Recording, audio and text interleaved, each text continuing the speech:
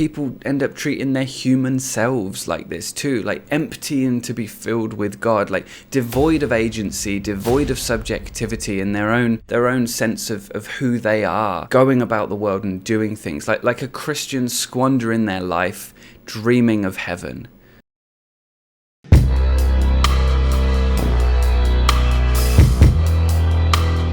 Consumerism is a defining characteristic of our era, and even though we all sort of generally agree that materialism isn't a good thing, we all sort of engage in this half-assed sort of pseudo-anti-materialism, roughly mapped out as I value my possessions but I feel like I shouldn't, so whenever I'm in public and it becomes apparent that I do, I sort of perform shame. And in a fair few spiritual schools of thought like non-dualism, a huge chunk of Christianity and a massive chunk of New Age spirituality, this sort of pseudo-anti-consumerism almost extends to being anti almost anything physical, unless it has a perceived spiritual value. And there's also the strange way in which that feeds into like a spiritual form of consumerism, and we will circle back round to this whole spiritual consumerism thing in just a second, but for the duration of this video I just want to clarify, I'm going to be talking about New Age spirituality more specifically, because that's where, you know, I have my experience, but you might find that the things I'm talking about here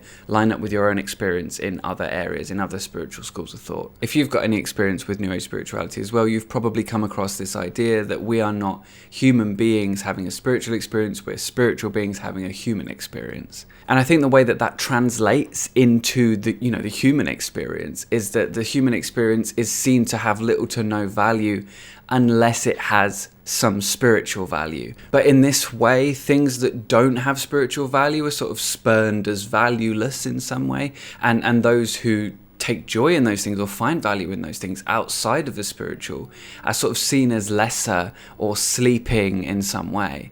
And the things that are perceived to have spiritual value are seen as being immensely more valuable, immensely more worth time and energy because of that. And unfortunately, this paves the way for an exploitative crystal market, for example, and just god-awful fashion choices. So crystals and chakra-coloured clothing and flower of life designs on clothing and meditation and drugs and movies like The Matrix and so on and so forth. All of these things become a means to a spiritual end. But this would just be another example of capitalism subsuming yet another subculture, if not for the fact that it doesn't stop there. Too often the physical body and mental health, more specifically feelings and emotions, get caught up in this too, leading to an absolute mess of dissociation and, unfortunately, quite often abuse. When all aspects of the human experience become subservient to your spirituality, it's not so far-fetched to expect that when something comes along that flies in the face of those beliefs, then it's going to get repressed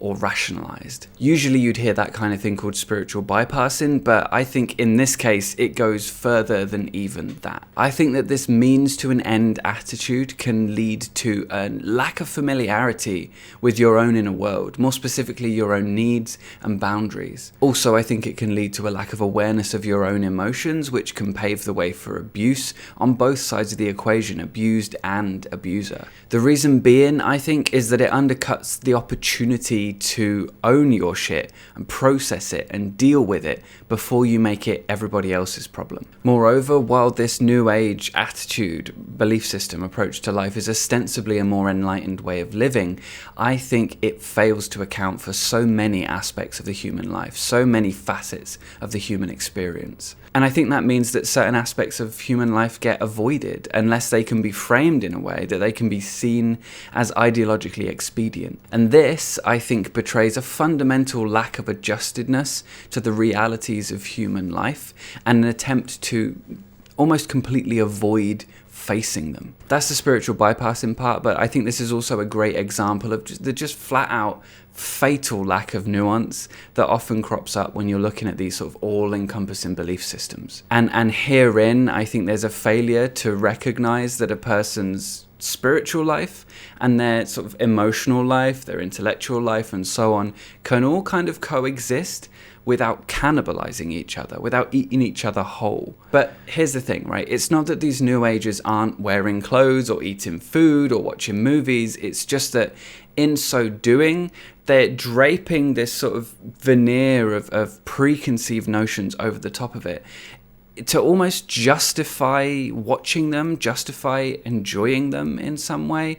And I speak from my own experience here. This is something that was definitely true of me back in the day. And I speak to that when I say, the way that I thought about all of this was nothing really matters. Like, it's the truth here is that it's all energy and it's vibrations and that everything's an illusion anyways. That's what really matters. So I have to put everything through this filter of those beliefs, of those ideas, in order for me to get any joy or engage with any of these things in any way that I will allow myself to enjoy.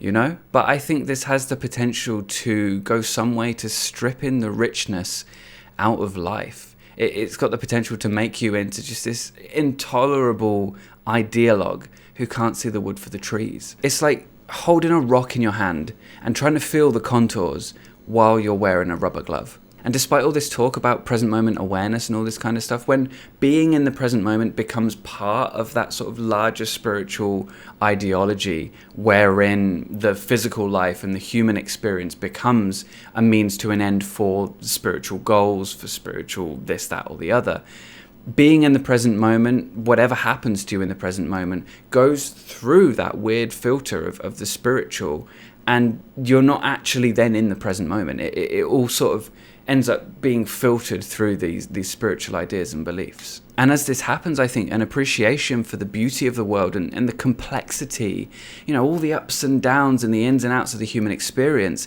I think they get lost a little bit. And with it, I think a tangible sense of connectedness to the world that isn't hinging on self-alienation or dissociation in some way. And the frustrating thing is that oftentimes in these sorts of circles, people also get treated the same way as objects and experiences, as being a means to an end, as being, as only really existing, if only in that moment, to teach somebody something or for some sort of spiritual reason, right?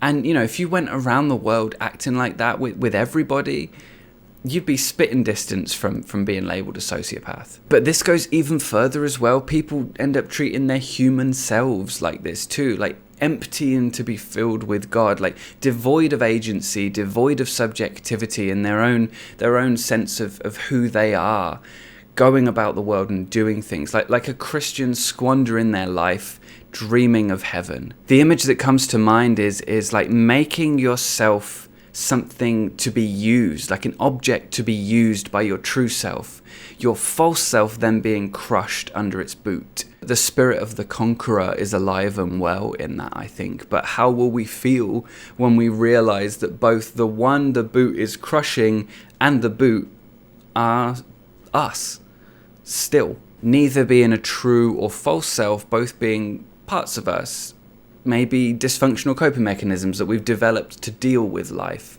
and to stomach the hardships that we face. I think, to quote Immanuel Kant, we should act in such a way that you treat humanity, whether in your own person or in the person of another, never merely as a means to an end, but always at the same time as an end. And for me, I want to expand that to like a treasuring of life wherever I find it, as an end, not only as a means to an end. And I want to expand that to a treasuring of all the facets of the human experience, the good, the bad, all the stuff in between, the ups and downs, the pain, the joy, all of it. Like whether we are humans having a spiritual experience or spiritual beings having a human experience, and I would go so far as to say maybe there's not much of a distinction to be made there between those two, whole other conversation. Whichever way you see it, I think that there is so much more to be cherished and treasured in our experience, however we conceive of it, than just the spiritual. To make all of this stuff subservient to that spiritual, I think is a mistake. All in all, I think I'm saying, simmer down. Let's learn to be human before we start getting into these lofty ideas of being, from other planets and, all these larger than life ideas. They're fun to entertain, but I think when it comes down to some integral way of like dealing with who we are as people, we've got to learn to be human, I think. And in many ways, a lot of these spiritual ideas give us an easy out so that we can avoid actually doing that. In the wise words of Winston Churchill, if you can't go over it and you can't go under it and you can't go around it, then you've got to go through it. That was Churchill, wasn't it? I'm AndeyTheFellowes, and this channel is all about independence of mind in the face of cults, destructive spirituality, and toxic online culture. And if you want to help support the channel and get a little bit of extra content from me every single week, then please consider becoming a patron. There's a link to that in the description below. Otherwise, please be kind and ask good questions, and I'll see you in the next one.